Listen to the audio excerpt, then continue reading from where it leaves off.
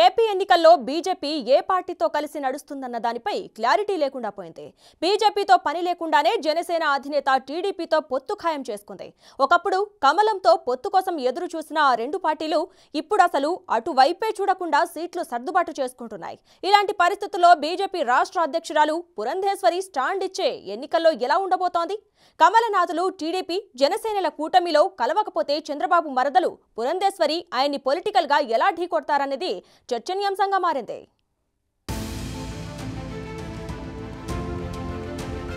Andhra Pradesh BJP కొత్త chief గా దగ్గుపాటి పురంధేశ్వరి దూకుడు ప్రదర్శిస్తున్నారు.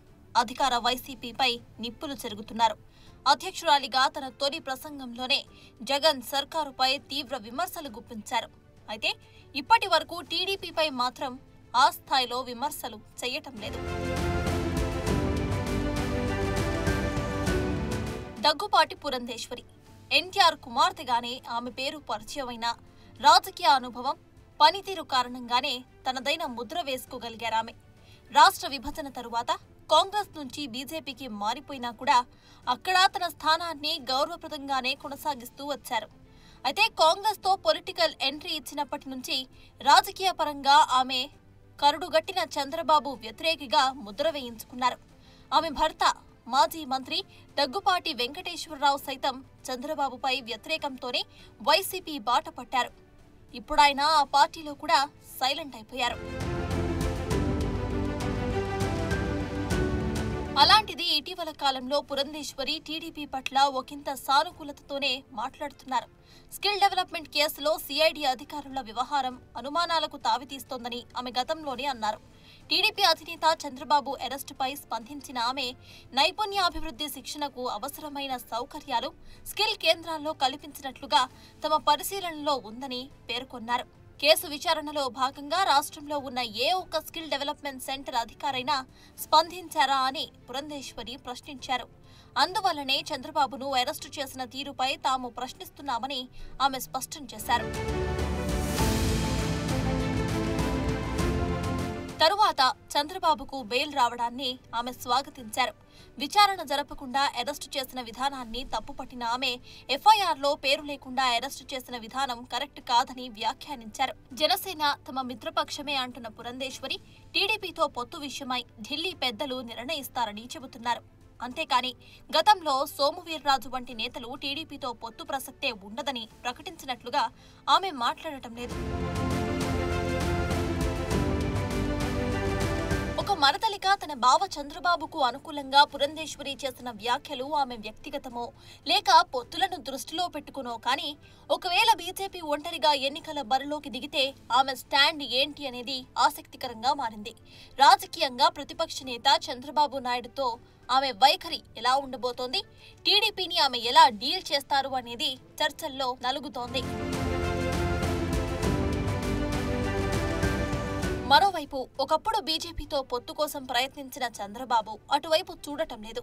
జనసేనతో పొత్తు కుదుర్చుకుని సీట్ల పంపకాలు కూడా మొదలు పెట్టేశారు. కబలం పెద్దల అపాయింట్మెంట్ కోసం కూడా పెద్దగా ప్రయత్నించడం లేదు. దాంతో బీజేపీ ఒంటరి పోరు చేయాల్సిందేనా అన్న డిస్కషన్ మొదలైంది. కర్ణాటక ఎన్నికలకు ముందు బీజేపీ ఒకే మాట, ఒకే పొత్తు అన్న తరహాలో ఏపీలో రాజకీయం నడిపించింది. జనసేనతో తప్ప టీడీపీతో కలిసే ప్రసక్తే లేదని ఆ పార్టీ రాష్ట్ర నేతలు పదే పదే బల్లగుద్ది మరీ చెప్పారు. మరోవైపు టీడీపీ బీజేపీకి దగ్గర కావాలని తన వంతు ప్రయత్నాలు కూడా సాగించింది. కానీ అప్పట్లో టీడీపీ స్నేహహస్తాన్ని కమలం తిరస్కరించింది. 2014 ఎన్నికల పొత్తులప్పుడు జరిగిన ఉదాంతాన్ని గుర్తు చేసుకుంటూ టీడీపీది అవకాశవాద రాజకీయమని విమర్శలు కూడా చేశారు కొందరు నేతలు. గత ఏపీ ఎన్నికల్లో 1% ఓట్లు కూడా దక్కించుకోలేకపోయింది బీజేపీ. దాంతో ఒంటరి పోరుతో ఒరిగేదేంటో ఆ పార్టీకి అర్థమైనట్లే కనిపించింది. అందుకే జనసేన తమ మిత్రపక్షమని పదే పదే ప్రకటనలు చేస్తుంది. ఇటు పవన్ కళ్యాణ్ సైతం ప్రభుత్వం ఓటు చీలకూడదంటే టీడీపీని కలుపుకొని పోవటమే మంచిదన్న అభిప్రాయాన్ని బీజేపీ ఢిల్లీ పెద్దల ముందు వ్యక్తం చేస్తూ వచ్చారు. అయినా కమలనాథులు క్లారిటీ ఇవ్వలేదు. దాంతో టీడీపీ జనసేనలు బీజేపీ విషయంలో డెసిషన్ తీసేసుకున్నట్లు ఉమ్మడి మేనిఫెస్టో సీట్ల సర్దుబాట్ల పనుల్లో పడ్డారు. ఏపీలో ఎన్నికల వాతావరణం ఊపందుకోవడంతో బీజేపీ ఏపీలో సెర్చ్ ఆపరేషన్ ను ప్రారంభించింది. 175 అసెంబ్లీ, 25 పార్లమెంటు నియోజకవర్గాలకు అభ్యర్థుల వేటను కొనసాగిస్తోంది. ప్రతి లోక్సభ సెగ్మెంట్ కు ముగ్గురేసి సభ్యుల కమిటీని నియమించింది అధిష్టానం. ప్రతి నియోజకవర్గంలో ఆసక్తి కలిగిన అభ్యర్థులు దరఖాస్తులను స్వీకరించేందుకు ప్రణాళికలను రచిస్తోంది. అలా పొత్తులతో సంబంధం లేకుండా అభ్యర్థులను ఎంపిక చేసుకునే పనిలో పడింది బీజేపీ. ఇలాంటి తరుణంలో ఆ పార్టీ పరంగా పురంధేశ్వరి సెంటర్ ఆఫ్ అట్రాక్షన్ గా నిలుస్తున్నారు. ఒంటరి పోరుతో ఏపీలో బీజేపీ సాధించేదేమీ లేకపోయినా ఎన్నికల్లో పోటీ అంటే ప్రత్యర్థులను విమర్శించడం తప్పనిసరి.